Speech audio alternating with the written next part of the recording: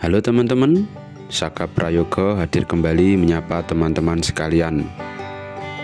Melanjutkan pembahasan mengenai sejarah-sejarah perusahaan otobus di Indonesia. Nah, pada kesempatan kali ini saya ingin menjelaskan mengenai sejarah salah satu perusahaan otobus tertua di Indonesia yang berasal dari daratan Pulau Sumatera. Nama perusahaan otobus ini mungkin sangat asing bagi sebagian besar orang. Perusahaan otobus ini lahir di daratan lembah Sumatera Utara, tepatnya di daerah Tapanuli Selatan, Sumatera Utara. PO ini juga terbilang sebagai salah satu yang tertua di Indonesia, lahir sebelum kemerdekaan Republik Indonesia. PO tersebut adalah perusahaan otobus Sibual Buali, atau dulu nama awalnya adalah Auto Transport Dens Sibual Buali. Sang legenda perintis jalur lintas Sumatera asal Kabupaten Tapanuli Selatan. Sibual Buali merupakan nama gunung yang berada di Sumatera Utara, tepatnya di Kabupaten Tapanuli Selatan. Gunung ini memiliki ketinggian 1819 meter di atas permukaan laut. Dari situlah nama Sibual Buali diambil sebagai nama perusahaan otobus ini oleh pemiliknya. Bus Auto Transport Diens atau OTD Sibual Buali lahir pada 1937 yang didirikan oleh Bapak Sutan Pangurabaan Pane. Bapak Sutan Pangurabaan Pane kemudian bertindak sebagai direktur utama kala itu. Sibual Buali juga memiliki struktur kepengurusan, diantaranya adalah sebagai sekretaris Bapak Sultan Oloan Hutagalung, sebagai komisaris ada Bapak Muda Siregar, dan kemudian sebagai bendahara ada Bapak Barita Raja Siregar. Berbicara mengenai Bapak Sutan Pangurabaan Pane yang merupakan pendiri Sibual Buali, beliau adalah seorang guru, penulis, wartawan, pengusaha hasil bumi, dan juga sastrawan asal Tapanuli Selatan. Kiprahnya dalam hal tersebut tidak diragukan lagi. Memimpin surat kabar berbahasa Batak Angkola yaitu Sipirok Pardomuan, dan surat kabar berbahasa Indonesia yaitu Surya di Sibolga. Beliau juga salah satu tokoh pendiri Muhammadiyah di Sipirok, Tapanuli Selatan. Beliau juga merupakan bapak dari Sanusi Pane, Armijin Pane, dan Lafran Pane yang juga sastrawan terkenal asal Indonesia. Kembali lagi ke bahasan mengenai PO Sibual Buali. Sebenarnya sebelum tahun 1937 telah banyak pengusaha bus di Sumatera Utara, khususnya di Tapanuli Selatan. Dulu itu tidak ada aturan yang mengikat, juga tidak ada trayek yang pasti dari setiap perusahaan otobus tersebut. Oleh karena itu sering terjadi sama-sama berebut trip, berebut penumpang, di mana yang ramai di situ yang dibuat rebutan. Sehingga sampai terjadi baku hantam antar kru bus saat rebutan penumpang. Bahkan kontak fisik itu juga sampai ke tingkatan pemilik bus tersebut. Nah, begitu juga yang dirasakan oleh Pak Sutan Pangurabaan Pane kala merintis usaha Sibual Buali tersebut. Sebenarnya Pak Sutan Pangurabaan Pane sudah merintis usaha ini sejak 1928, sehingga beliau benar-benar memahami akan kondisi ini. Sehingga beliau mengusulkan kepada pemerintah kolonial Belanda untuk membuat aturan yang sah dan mengikat agar perusahaan otobus itu bisa ditertibkan. Namun hal tersebut nyatanya tidak langsung direspon dengan baik oleh pemerintah kolonial Belanda. Baru setelah semakin panas suasana, pada tahun 1937 disetujuilah usul dari Pak Sutan Pangurabaan Pane tersebut, yaitu agar semua perusahaan angkutan bus umum wajib didaftarkan dengan melampirkan akta pendirian dan menyampaikan trayek yang akan dilalui bus umum tersebut.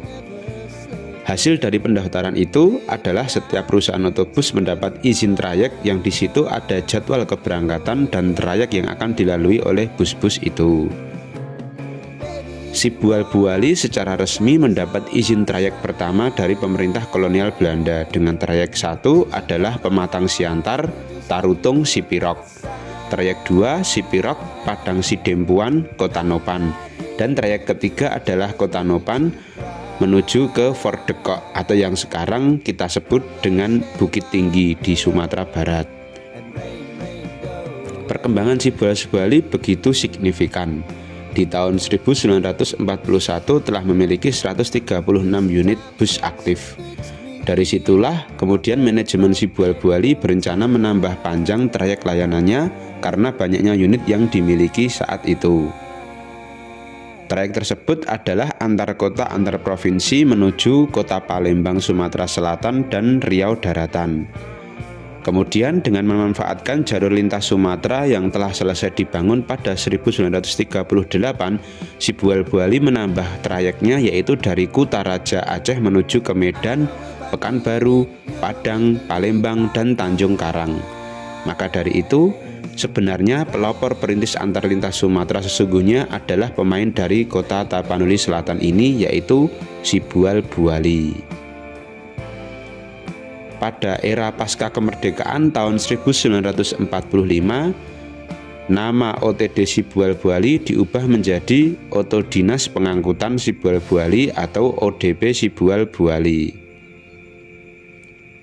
Pada 1950 diadakan pemilihan ulang direksi, di mana saat itu menetapkan pemegang jabatan direksi adalah Bapak Haji Barita Siregar, yang sebelumnya beliau bertindak sebagai bendahara. Pada 1961 ada peraturan dari pemerintah yang mengharuskan satu PO maksimal hanya mempunyai 36 unit bus plus 6 bus cadangan. Jadi bisa dikatakan hanya boleh memiliki 36 bus setiap PO-nya. Untuk menyikapi hal tersebut, ODP Sibual-Buali dipecah menjadi Sibual-Buali yang melayani trayek antar kota antar provinsi dan Persatuan Motor Gunung atau PMG yang melayani trayek antar kota dalam provinsi. Di tahun yang sama lahir pesaing dari Sibual-Buali, yaitu ada firma Persatuan Motor Horas atau PMH dan juga CV Makmur. Karena itulah di tahun ini menjadi awal meredupnya kejayaan PO legendaris Sibual-Buali. Ditambah pada 1962 lahir PO Batang Pane di Gunung Tua. Batang Pane ini adalah kompetitor pertama Sibual-Buali yang berasal dari wilayah yang sama, yang trayek awalnya adalah Gunung Tua menuju ke Sidempuan, Medan. Pada 1963 lahir juga bus ABS yang merupakan cikal bakal dari ALS, yang kemudian menjadi rival terberat bagi Sibual-Buali. Di tahun yang sama lahir pula PO Sampagul. Kemudian di tahun 1966 lahir ALS yang diinisiasi oleh Bapak Haji Sati Lubis yang berhasil merangkul para pemilik bus Tapanuli Selatan saat itu untuk bergabung bersama ALS. Dari situlah persaingan sengit antara ALS dan Sibual-Buali semakin keras, sekeras jalur lintas Sumatera yang sama-sama punya unit yang banyak. Dengan adanya persaingan ini, kerjasama yang terjalin dari persatuan pemilik bus di Sibual-Buali semakin merenggang. Ada rasa ketidakadilan dalam pembagian pendapatan hasil kerjasama dengan Pos Indonesia dan rumah makan yang menjadi persinggahan bus Sibual-Buali. Hingga salah satu pemilik bus Sibual-Buali yang bermarga Siahaan memisahkan diri dan mendirikan PO sendiri yang bernama Sipirok Nauli dengan bermodalkan 30 unit bus bekas Sibual-Buali. Pada akhir tahun 1970-an menjadi hal yang sangat krusial untuk bus lintas Sumatera. Di tahun ini rival terberat Sibual-Buali yaitu ALS mulai mengubah unit armada busnya dari Chevrolet C50 dan GMC menjadi armada Mercedes-Benz tipe 508D dan 813. Hal itu ternyata diikuti oleh bus-bus Sumatera yang lainnya. Hadirnya Mercedes-Benz itu menjadi tren kala itu dan menjadi sebuah kebanggaan bagi PO-PO asal Sumatera tersebut. Hingga kemudian di tahun 80-an seluruh armada ALS telah berganti menjadi Mercedes-Benz. Sedangkan armada Sibual-Buali masih setia menggunakan armada lawas yang bermoncong. Akhirnya banyak penumpang yang meninggalkan Sibual-Buali dan berpindah ke PO yang lebih update unit armadanya. Pada pertengahan tahun 80-an, Mercedes-Benz mengeluarkan unit OF dan OH yang langsung laris manis di pasaran Sumatera, termasuk dibeli oleh ALS. Oleh karena itu, setelah dermaga Selat Sunda dibuka, ALS menjadi PO Sumatera pertama yang membuka trayek menuju ke Pulau Jawa dengan armada Mercy terbaiknya. Pada 1980, Sibual Buali baru mengganti armadanya menggunakan truk kol diesel yang diubah menjadi bus. Sibual Buali cukup lama dengan bus kol dieselnya di trayek Jambi Padang Sidempuan dan Palembang Padang Sidempuan, hingga pada akhirnya di tahun 2017 bus legend asal Tapanuli Selatan ini harus berhenti total karena kerasnya persaingan lintas Sumatera.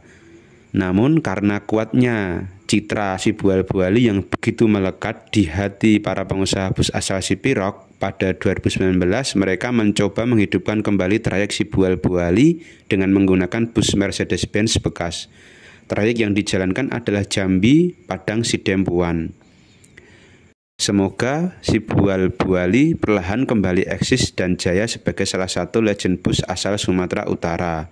Peran Sibual Buali yang begitu vital, selain sebagai pengangkut penumpang, juga sebagai pengangkut barang hasil bumi dan perdagangan. Sibual Buali juga menjadi sarana komunikasi dengan membawa surat-surat kiriman Pos Indonesia. Kemudian menjadi armada yang mengantarkan banyak pelajar menuju kota Medan. Nah, itulah kisah perjalanan bus Sibual Buali yang nyatanya sangat vital perannya sejak 1937. Terima kasih saya ucapkan kepada teman-teman yang menyimak dari awal hingga akhir, dan apabila dalam uraian saya ada yang kurang tepat, mohon untuk dikoreksi, atau semisal informasinya masih kurang lengkap, bisa ditambahkan di kolom komentar. Dan bagi kalian yang pernah menjadi bagian dari kisah perjalanan Sibual Buali, bisa diceritakan suka dukanya ya di kolom komentar. Terima kasih, sampai jumpa di video kami selanjutnya.